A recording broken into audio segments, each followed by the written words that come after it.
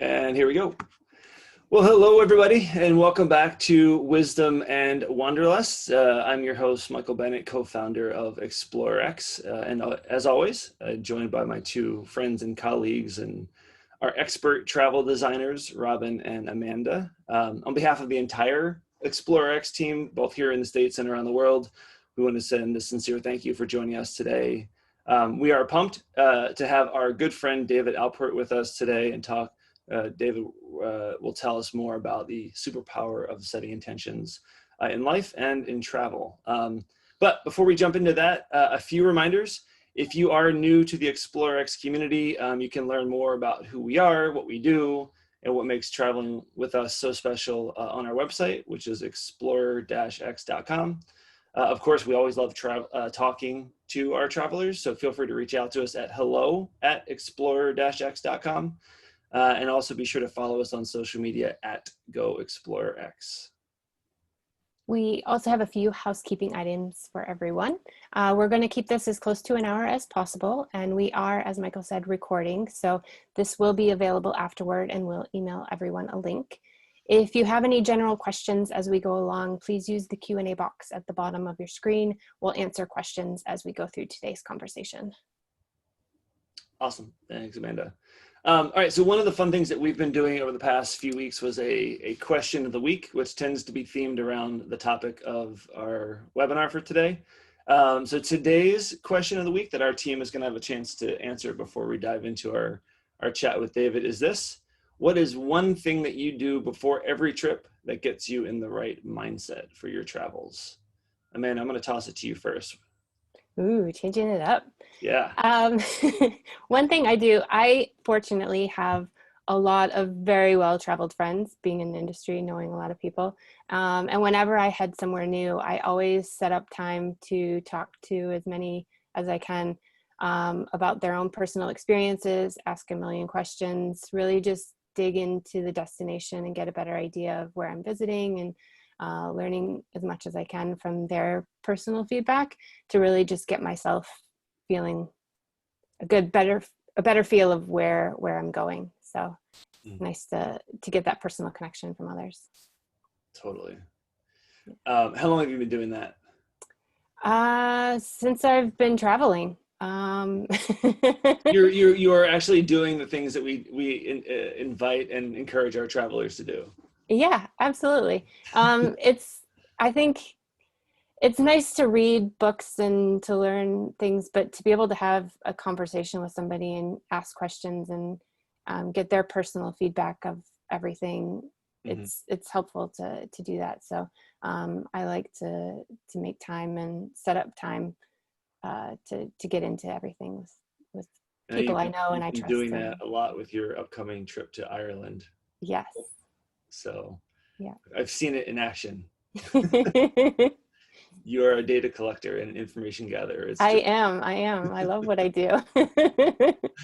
Awesome. Thanks. Robin, what about you? What's one thing that you do before every trip that helps get you in the right mindset? I like to download and listen to podcasts about the destination. So about the history, the culture, the traditions, the political, current and past political situations, etc. So just to kind of learn about the destination that way before I go, and I'll, put it on in the car when I'm driving around town, getting, ready for my trip, or I'll like download it for the flight over there, and just to kind of get the learning going before I even land. Yeah. I love the idea of like sort of getting the latest information about what's going on politically and economically and all that stuff. It gives an added layer of texture and context to the entire experience, right? And gives you things to talk about with the local people when we do engage with them.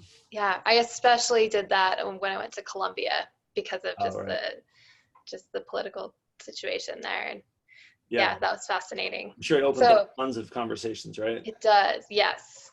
Yeah. Absolutely. Awesome. I'm going to cheat. I have two answers. I just thought of another one. So deal with it, I guess.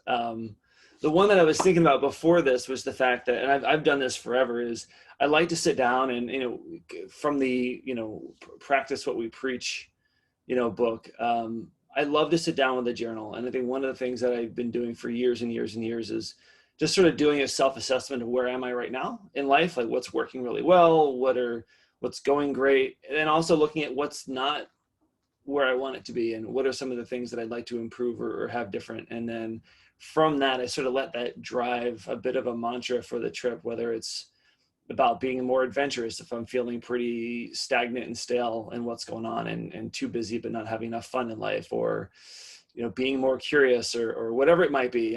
Each trip has its own theme and vibe and energy, but there's a lot of power for me in sitting down and like getting in that mindset by doing this sort of self-assessment of where am I now and what's working well and what needs some improvement and what are some things that I can start doing to move in that direction and thinking about how to use this trip, which is obviously something we're going to get into with David here in a minute. But the other one that my cheat answer is, and I've only done this the last couple trips, but as I've been like scheduling like dinners, like the night before or 2 nights before I leave with a group of friends, and like sitting down and like just sharing like what I'm most excited about, what I'm looking forward to, what this mantra or intention or whatever we want to call it is for the trip. And then also doing that when we get back, like almost planning, like, all right, I'm gonna be back in 2 weeks. Let's get together again that following weekend. And yeah, I'll share photos and share stories, but like just talk about the experience and things like that. And I've invited them to do the same when they travel too. And that's been a really, really fun experience and way to share and take ownership of the things that I've picked up and learned and what I've been inspired by along the way as well. So sorry for 2 answers. Sorry, not sorry. All right, now we're gonna get to the meat of our conversation today, and we are so pleased and so happy and honored to have our good friend David Alport with us today. David spent the better part of 20 years working in the travel industry in a variety of roles and responsibilities, which I'm sure he'll tell us a little bit about once we get started. And then transitioned about 5 years ago, David, to becoming a personal and professional development coach, which is the work that he's been doing since then. And that's how we all got connected. At a personal level, I've known David now for coming up on a year. And I feel like, he's taken on not only this relationship and role as a friend and a trusted advisor, but also a bit of a mentor to me. So it's really special for me to have David with us today. And of course, to all of us at ExploreX, he's become a really, really dear friend. So David, thanks for being here and welcome. Great to be here. I'm excited for this conversation. Yeah, we are too. So tell us, you were sharing right before we started that you just got back from a little bit of a trip. What can you tell us about where you went and what you did and what was so exciting there? Yeah, well, I'm talking to you now from my home, which is New York City. Obviously, we've gone through quite a journey in the last 6 months, as has the rest of the country, but things were super intense here in the late winter and spring. So I made a decision that since my coaching was all virtual, I might as well take advantage of that and do it from someplace where I could really take full advantage of what was around, which was not the case in New York. So I headed off to Santa Fe with my partner. We rented a place there for about a month, and we were both able to do our jobs fully from there. And because it was a couple hours earlier, we would go to bed a little earlier, get up a little earlier, and then have the whole afternoon to hike and be in nature and then watch stars and the sky. And it was just a great taking advantage of the opportunity of COVID to, reframe where we were and reframe how we were doing things. So it's pretty good. Now I'm just adjusting to being back in New York. What was the favorite thing you did in Santa Fe? Oh my gosh. I think probably my favorite part of our time in Santa Fe was each night, once it got dark enough and the stars started coming out, we would just lay down, we'd put a pillow, get 2 pillows and just lay there and watch the stars and contemplate the universe and where we were and what's going on in our lives. Because everybody's in a mega reframe moment. It's hard not having things we love, but it's also a really great opportunity to look at where we are and what we want, as things normalize. So that was my real thrill on the trip. Yeah. Simple Yeah, and I pleasure. guess you don't get very much stargazing in the middle of New York City. We don't, I do. I'm fortunate to have some outdoor space, and it's been amazing to periodically see the Big Dipper appearing, but we don't get much more than the moon and the Big Dipper and a couple other stars in Manhattan. Awesome, awesome. So now that you're back and you're sort of reintegrated into your home life and work life, what are some of the projects that you've been working on, or maybe even just before that? Like, tell us a little bit more about what you are doing in your coaching. Sure. Yeah. So as Michael said at the beginning, I've been a coach for about 6 years. I coach, you can be any kind of coach, but I work with people who are in a state of transition or transformation in their lives. Most of my clients are, I would say, in their middle years, which my definition of midlife or middle years is when you have a lot of living and work behind you and a lot of living and work ahead of you. So that can be as, very, very broad. But I work with people who have found that they're in a moment where the construction of their job or their career or their entrepreneurial venture is in need of a tune-up. They realize that something is not either in balance or going the way that they want it to go, or they've just had an awareness that they're ready for a change. And that's usually the point when I start to work with people. Most of my clients, I start working with them around their professional journeys. But when you've moved into your middle part of your life, everything is connected. Your work, your relationship, your families, your health, your spirituality, your recreation, it's all part of a system. So usually I'm working with people when they're at some kind of pivot point in their professional life. I come to this having made a number of changes in my own career in the 30 years or so before I was a coach. So I've always loved how we navigate through our journeys in life, and it's really a privilege to work with people when they're at that moment. So say more about the 20 years or so before you got into coaching, and then I want to talk more about what inspired you to get into coaching. But tell us more about your background in travel before that. Yeah, so I grew up in the Midwest, and when you grow up in the Midwest in St. Louis, you pretty much have to travel to get anywhere interesting. And fortunately, my parents were big travelers, and we did lots and lots of camping trips when I was a kid, and that's how I first kind of fell in love with traveling. And I would say my earliest career ambition was to be not a pilot, but I thought I wanted to be a flight attendant, and maybe that was an indication of my soon to be revealed sexuality that would come down the line. But to me, travel was just the coolest thing. The fact that you could get on a plane or in a car and go somewhere and then have a whole new environment. So it was always a big passion. I fell in love with New York City when I was a teenager and first came here. So I majored in psychology as an undergrad and moved to New York with little idea what I was going to do with that, and quickly found my way to a marketing career.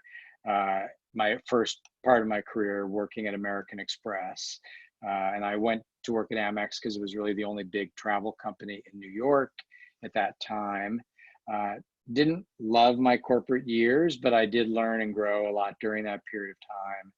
And I just spent all of those years thinking about what could I do as an entrepreneur that would let me kind of run my own thing and have my own impact, and be somehow connected to travel.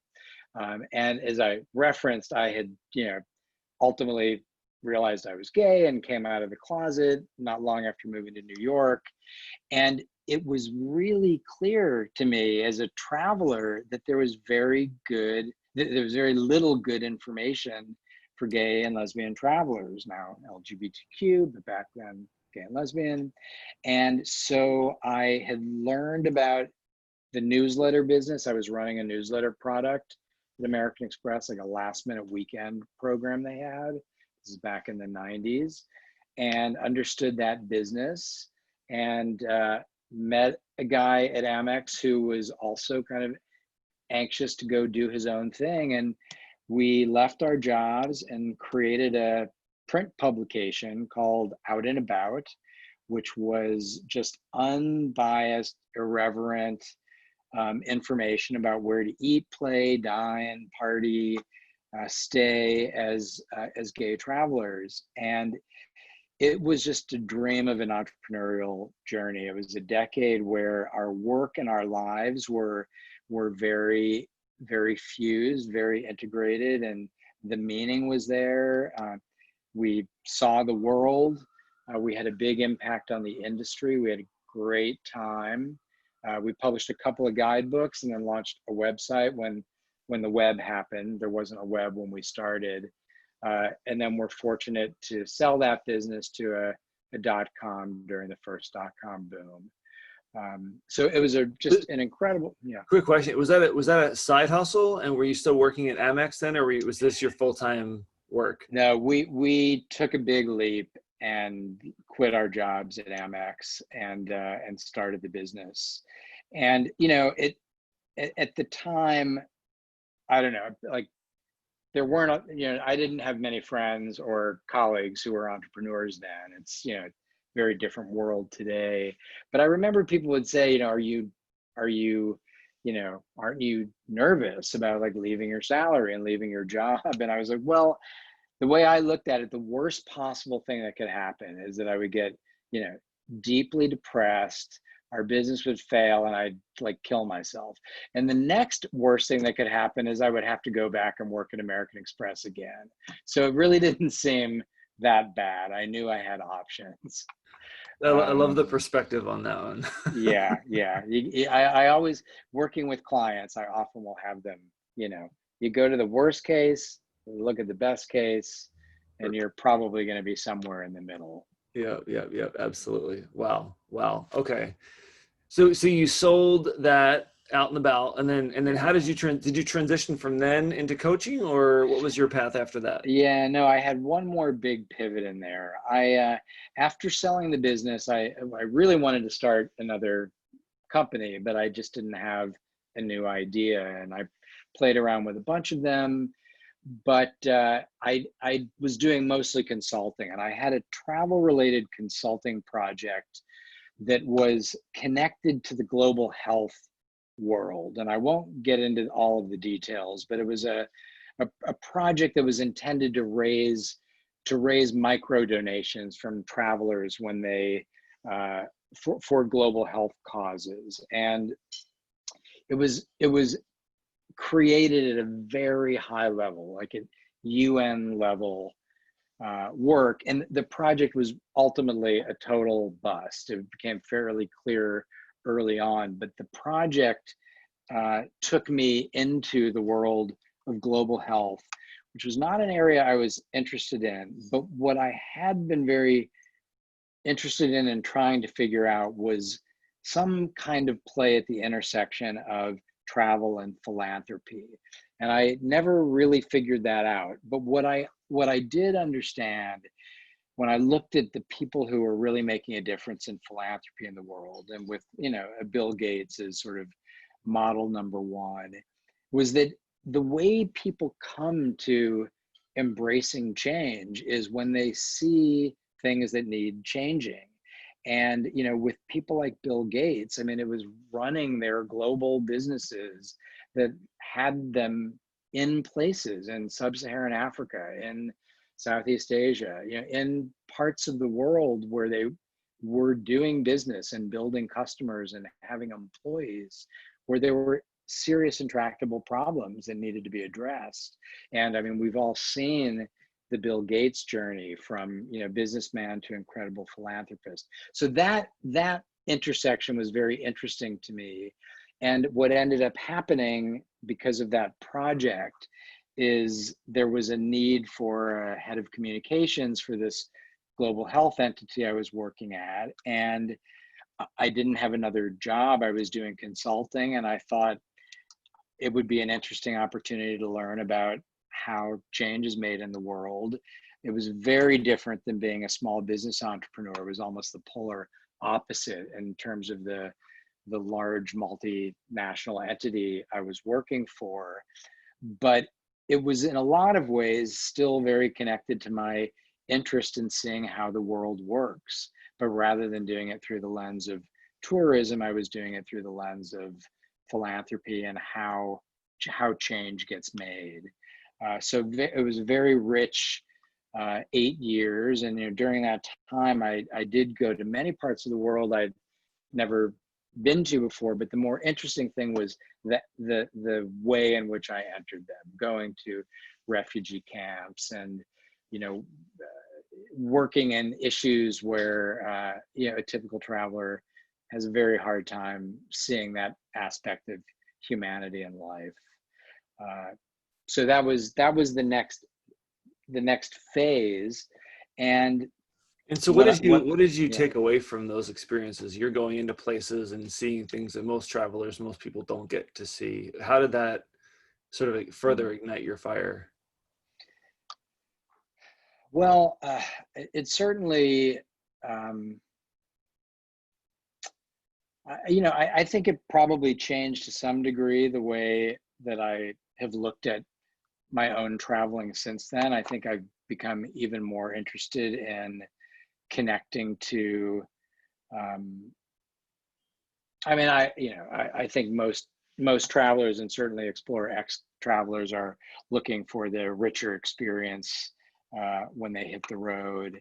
And it increased my curiosity and what the worlds are like behind the places that we see on the surface as as tourists. And I guess also it just really made me love the part of me and the people that I know and love who have wanderlust and love to travel, because I know that we love to travel because we want to understand the world, both the physical world and the human world around us.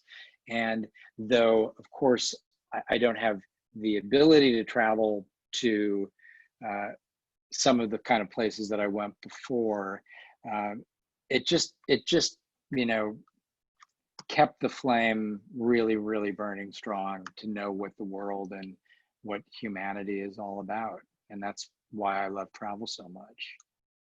Yeah, it's something that we've talked about on here before, and I've thought about for years, is this idea of wanderlust, or the travel bug, or whatever you want to call it, right? Is really addiction is a strong word, but a passion for growth and learning, right? And seeing the world and getting to understand it. It's sort of this unfolding and a revealing of what is out there. And as we go through that and we learn about new cultures, new perspectives, new ideas, we go through the inner and the internal and the self, the unfolding and the revealing of the self along the way. And I think for a lot of folks, I would say all of us here and those listening, I feel like that is probably what is most intoxicating about it, right? It's this constant desire and craving to learn and grow and just become the best. And again, without sounding like Oprah, the best version of ourselves, right? Like that's what we're sort of always striving for. Absolutely. So you're in that work, and you're sort of, I would say, almost a pioneer working in, what we would now call conservation. And there's so many organizations that are dedicated to, using traveler funds or inspiring, inviting travelers to donate to certain causes around the world. And you were early on in that game. How did you shift into coaching? Where did that, you can see some of the threads coming along there, but where did that definitely come into play? There's not a logical path from that part of my career to coaching. The real connection was that I had majored in psychology as a young man, thinking I wanted to be a therapist. And what I was finding during this, nearly 30-year career that was both corporate, then entrepreneurial, then humanitarian, was that the things that I was enjoying most on a day-to-day basis were my engagements with my colleagues and my team and my workplace. And I was just for years point of view, this was 2015. The United Nations was coming to the end of a 15-year structure called the Millennium Development Goals, pivoting into where we are now, which is a new set of global goals called the Sustainable Development Goals. And it was a moment in which I was trying to decide whether I wanted to stay with that or move into another role. And I had seen a coach when I sold my company, and I knew that the things in my day-to-day that were giving me the greatest joy were sort of mentoring and coaching. And so I just decided to take a course to dabble in coaching, and I really loved it and thought, well, I've made really bold changes in my career, and there seem to be a lot of people who are, considering those kinds of things. And so I continued doing the course and coached people as part of the program work, and just decided, rather than,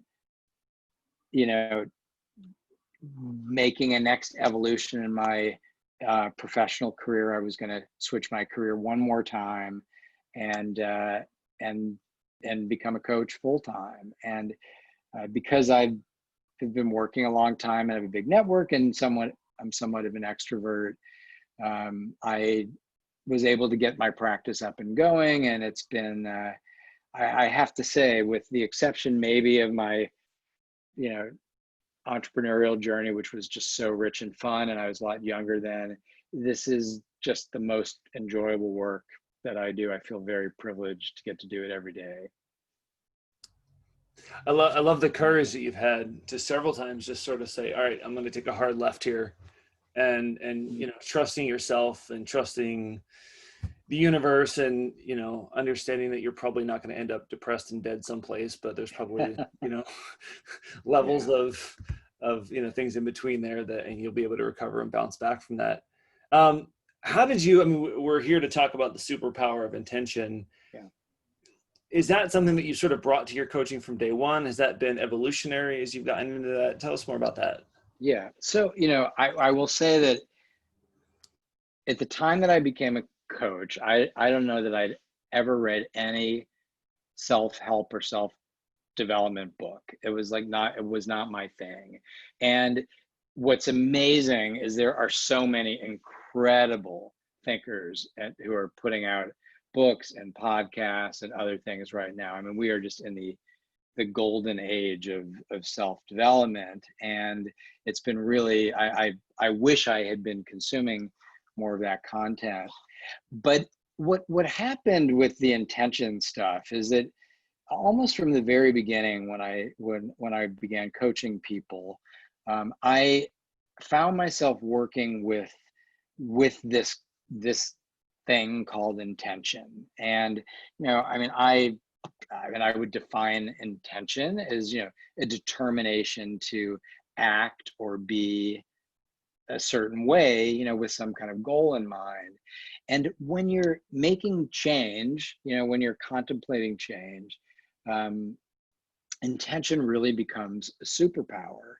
And what I was finding is that it was a very simple idea that as people got more and more comfortable playing with it, it became really game changing. So like a typical thing when somebody's looking to make a change in their life, like inevitably everyone has to go through the process of networking or interviewing. It's like you have an idea, or you want to make a change, and you've got to put it out there. You have to talk to people, you have to interview, you have to network. And so what I was finding I was working with people around was helping them make sure when they were getting ready to have a conversation with someone that they were connected to what their intention for the conversation was, so that the conversation was as fruitful as it could be.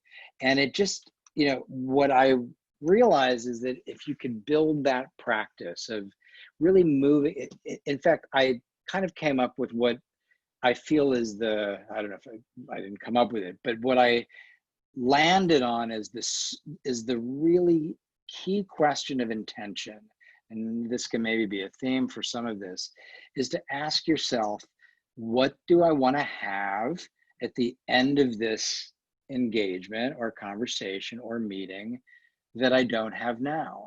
You know, what do I want to have at the end of this conversation that I don't have now? And if you can answer that question, then you know what your intention is. You're gonna stay connected to that, and you'll move into your meeting or your conversation with clarity and purpose. And I mean, so many of my clients will say, I like have a little you on my shoulder, you know, saying to me, you know, remember, what do I want to have at the end of this that I don't have now? And I often will say, almost as a joke, that like it's relevant when you're getting ready to call your mother, you know, like something you might think of as a super loose, I'm not going to make any plan, but really every time, like time is such a precious commodity. And if we can get into this, like almost, you know, a practice so that we're not even thinking about it, but we're just naturally saying, I'm about to do something. So if I'm doing it, I made a decision to engage. So what do I want to have at the end that I don't have now? I want to feel better, or I want an answer to this question, or whatever. So I just was finding it was really powerful for people. Do you distinguish between intention and, you know, the word goal or desired outcome or any of the other things that you hear a lot in the world these days, or is it all sort of different, you know, sides of the same coin? Yeah, that's a great question, Michael. There's a relationship between intention and goal, you know, but I don't think of them as synonyms. I think of intention is much more about the present. Your intention is related to your action and your being in service, most likely, of some kind of goal or objective. But when you're setting your intention, it's about your present in service of something down the line. So that they're very, very tightly fused, you know, and sometimes you might use them in synonymously, but I think the presence in the being is important when it comes to intention. So is it almost like a way of being or a mindset as you're going through and approaching a particular conversation or experience, or is that another way to safely put it? Yeah, well, your intention might be connected to your way of being, and might also be connected to the action, you know, the what you're going to be doing. But I would say intention is in service of a goal or an objective. And so let's extend that out. We're going to get into travel in a minute, but I know your work now is not directly related to travel for the most part. Right? It's really about helping people in their personal and professional lives. So what does it mean to you? You know, why is it important for someone to live a more intentional life? An intentional life. Well, I think that if you expanded intention, you know, I often work with people around the intention around a specific thing, a meeting, a conversation, you know, in the case of travel, maybe a trip. But, you know, to me, an intentional life, you know, is aligning your, you know, your shorter term actions or being with, you know, a longer term vision of where you're going. And so, you know, the structure of any coaching engagement I have in many ways is incredibly simple. It's, let's get as clear as we can on your vision, and often that is fuzzy for people, but we try to get as much of a vision in place as possible, and then move into how do we get there. So with the vision part, you know, of our life, intention is not even on the table yet. You know, but living an intentional life would be acting and being in ways that serve moving towards the vision that you hold dear, that you're hoping to achieve. How's that? It's perfect. I love it. No, and it reminds me of a situation. You know, I've worked in coaching off and on for years, and I remember sort of the idea of a vision just sparked this memory that one of my first clients, you know, we sat down and you know, what's your experience of life now, and what's working and what's not, and you know, I remember her being very, very good at telling me what wasn't working very well, and I said, okay, well, you know, what would you like to have? And she just started bawling. And she's like, you know, I've never thought about what I want. I've never been asked what I want. I've always just thought about what's not working well for me. And so the idea, just that idea of creating a vision of what would be possible and what she would like to be having, you know, was a game changer for her. So anyway, just a quick anecdote. Oh, that's great. I mean, and of course, in today's world, the lives that we live, or that we give into, you know, we often don't take the time to ask those kind of questions. Like, even do we know where we're headed? And do we know what kind of life we want to create? And I mean, that's a beautiful story that you could ask somebody that and they burst out into tears, just even realizing that they don't give themselves the chance to think about that.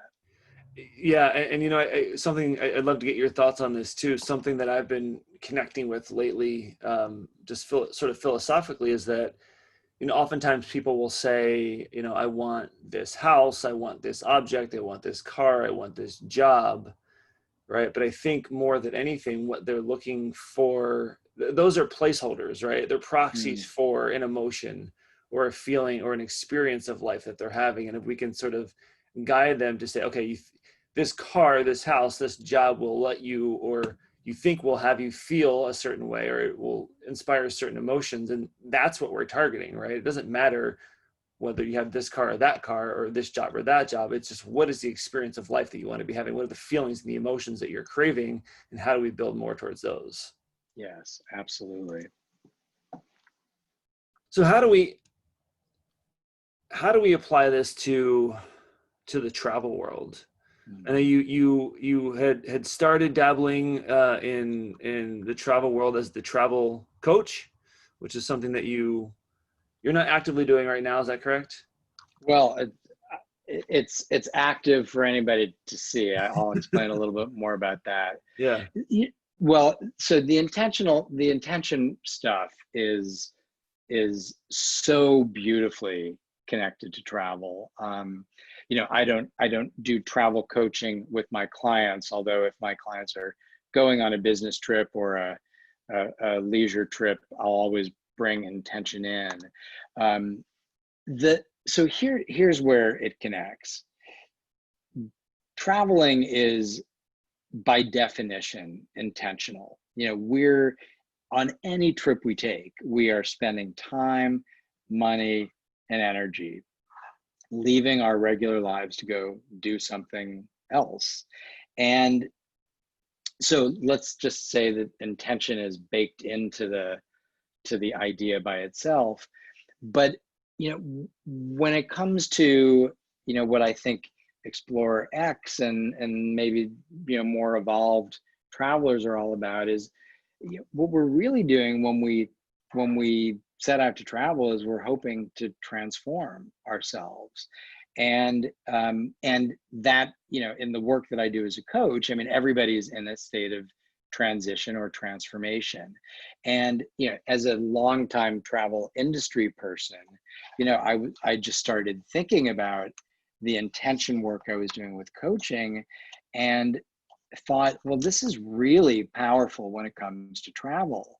And you know, so let's just look at transformation for 1 second. I mean, you think about this so much, Michael, but you know, any kind of trip is an opportunity for transformation. There's the big transformation of like going on a vision quest, or, you know, hoping you're going to come back somehow, you know, a new person. But like, I think every trip is about transformation. We always want to come back somehow different than we were when we left. And that may be coming back just relaxed and refreshed. And in that sense, we're transformed, ready to go back to work.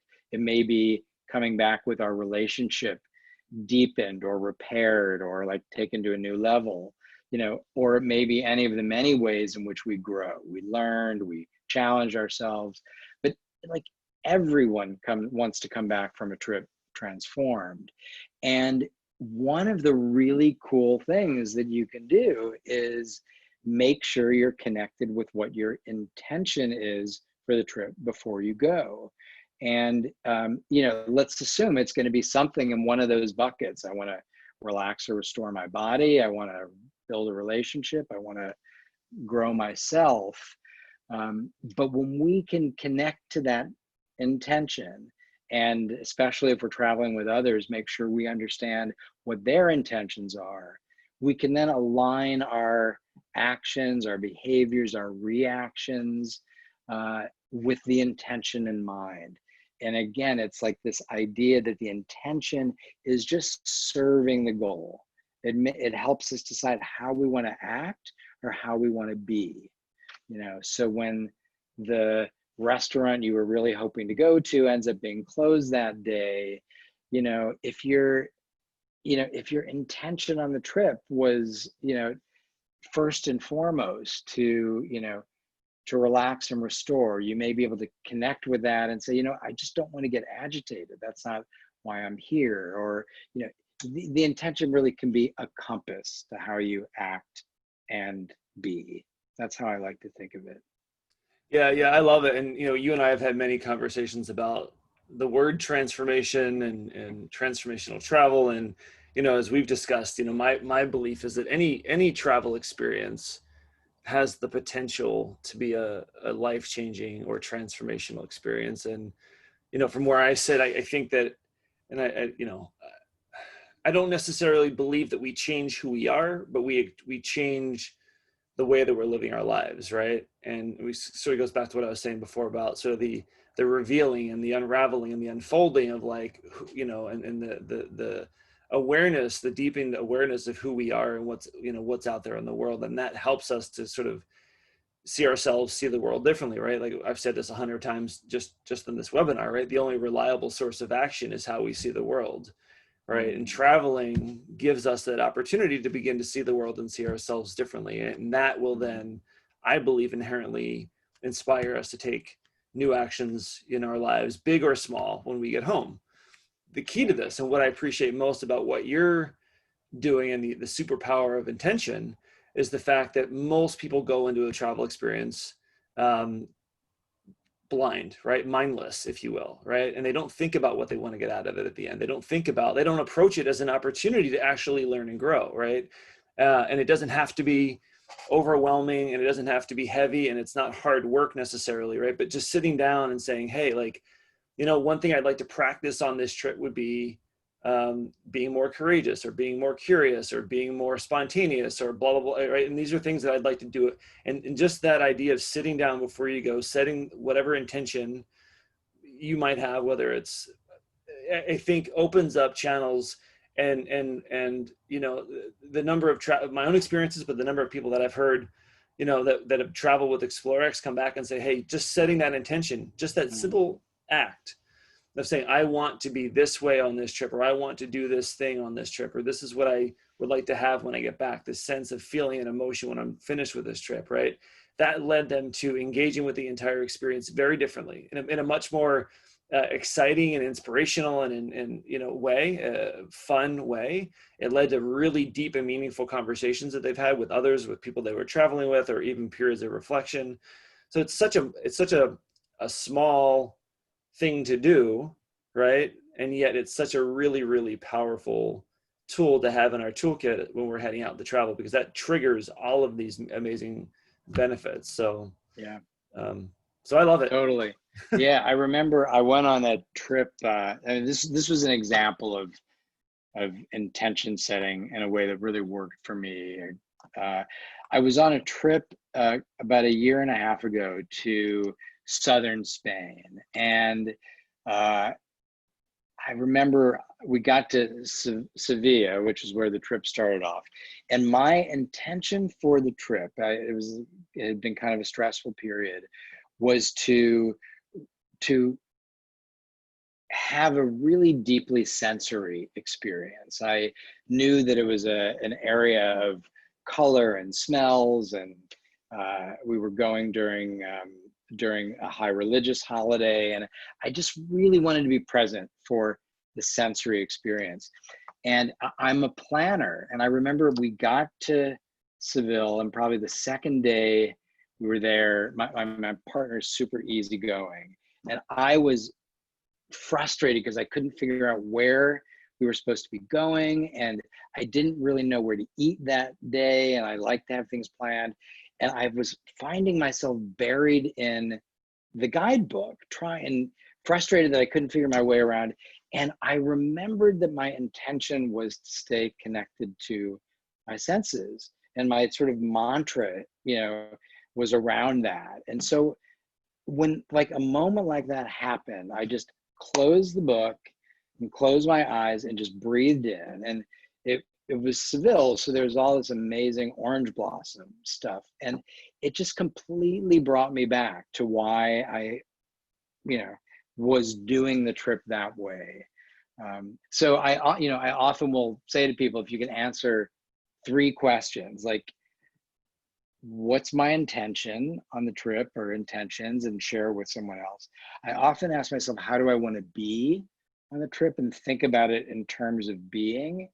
And I'll often try to answer the question of like, can I come up with a mantra, a short little phrase that every time I think about it, it brings me back to that intention or state of being. And those are things I love to play with. And I'll just say as a mini plug, because it's more of a little side project, but I have a website called The Travel Coach, which is at thetravelcoach.com, that has a bunch of free tools. And I know ExploreX has similar ones. They're tools to ask questions and help you connect with your intentions. So anybody listening should feel free to go check out and download some of those. Totally, yeah. Appreciate the plug there, and the work that you're doing. It's been great. Like I said, we've worked together and collaborated, and we're going to continue to develop more tools and resources here. And I can connect with what you're saying. I tend to be this is what's the plan and where are we going? And I want to eat a carrot. I'm going to eat a carrot today. Like that's the end of it. Like, that's what we're going to do. But the mantra, right? The idea of like sort of coming back to that mantra, using that as a trigger to, okay, let me get back. Let me get present, right? Let me get back into the moment. Let me reconnect with my intention. Is a really, really powerful piece of wisdom and advice. We appreciate that. I think I'm going to hand it over to Robin in a minute here. We have some rapid fire questions for you. We're going to wrap it up at the end. Any final words of wisdom that you want to share with us and share with those that are listening right now? I mean, my final word of wisdom, is it comes back to that question, that sort of power question, I think, which I would love it if people wrote it down and like connected it again, which is when you're moving into things, just try to get in the habit of asking yourself, what do I want to have at the end of this that I don't have now? Because it really, really crystallizes for yourself in the simplest of circumstances why you're engaging. And I have found and see people finding all the time that it just makes it so much easier to be present and with the moment that you're in, and to get the most out of every moment. So that would be my final thought. Love it. Thanks, David. Before we have, I'll share some more resources with folks before we sign off. But Robin, do you have some rapid fire questions for David? I sure do. So again, you guys, rapid fire means that I'll be asking David a series. I just have 4 quick questions here, and it's going to be answered by David with the first thing that comes to his mind. So short phrase or 1-word answers. So David, the first one I have for you goes back to our question of the day. And that's, what's one thing you always do in preparation for your travels to get you in the right mindset? I check in with my intentions and share them with my travel companion. All right. Could have predicted that answer. If you could go anywhere in the world right now, where would you go? I would go to the coast of Maine and just enjoy that rocky, beautiful, beautiful coast when the water's as warm as it ever gets up there. Oh, wow. Do you have any plans to go anytime soon? I don't. I've been thinking about trying to make a weekend jaunt, but not at this time. Yeah. I've never been, but Maine, it's on my list, especially in the fall. It looks gorgeous. Yeah. What's one essential item you always bring with you when you're traveling? I bought a disposable water bottle recently, and it's this plastic thing that takes up absolutely no room when it's empty. So you can get through security with it and then fill it up at the counter. So you save the $6 on a bottle of water, and then it takes up no room in your suitcase. Nice. Yeah, I've got one of those too. It's like one of those reusable, like it flattens way down. Yeah, exactly. Yeah, those are so nice. And if you were to summarize your philosophy in a short phrase, what would that be?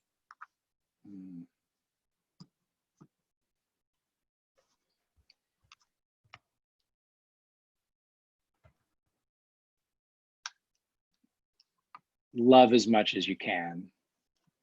Oh, I love that. I mean, there are Agreed. all these other things, but when it all comes down to it, it's about leaning into love. Yeah, absolutely. Oh, thanks, words David. to live by. Yeah, that's awesome, David. Yeah. Thank you. Yeah, and thanks again for being here. I mean, it's fun. We'll do this again, and I want to let everyone know that there's going to be plenty of opportunities for them to stay connected with you through ExploreX. We've got a bunch of different projects and programs and things that we're working on together. So everything from opportunities for one-on-one coaching to small group workshops to multi-week group courses potentially, and hopefully having you lead one of our small group journeys at some point in 2021 or 2022, depending on what the world permits at this point.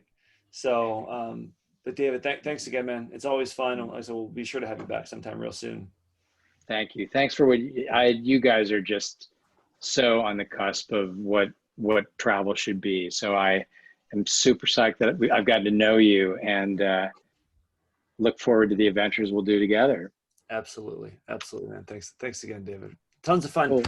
And for those of you that are hopefully able to join us next week, we have our good friend Michael Healy. Michael is our Vietnam expert, so we'll be here at noon Pacific time next Wednesday to talk with Michael about his passion for Vietnam, his favorite things to do and see, and everything else related to Vietnam.